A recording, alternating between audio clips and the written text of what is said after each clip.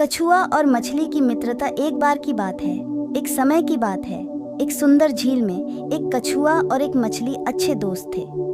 वे रोज सुबह झील के किनारे मिलकर खेलते थे और एक दूसरे के साथ अपने दिन की बातें करते थे।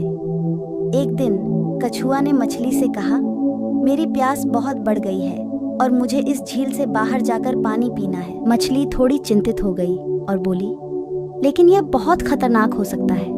तुम बाहर जाने का कैसे सोच सकते हो? कछुआ सोचता रहा और फिर कहता, मैं एक आलसी कछुआ हूँ और मैं तुम्हें डर से बचाने के लिए एक आदर्श योजना बना लूंगा। कछुआ ने एक तना लिया और मछली को कहा, मैं इस तने को अपनी पूंछ में बांध लूंगा और तुम फिर मुझे खींचकर झील के किनारे ले जा सकोगी।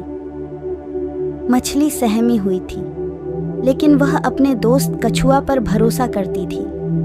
वे तय किए गए समय पर यह काम करने लगे और कछुआ ने तने को पूंछ में बांध लिया। मछली ने फिर कछुआ को झील के किनारे खींच लिया, लेकिन तने को बांधकर वह अपनी पूंछ को तानते बिना नहीं सकती थी। जब वे झील के किनारे पहुंचे, कछुआ तने को खोल दिया और अपनी प्यास बुझाई। मछली बहुत खुश हुई कि उसने अपने दोस्त कछुआ की मदद की और उनकी मित्रता में और भी मजबूत हो गई।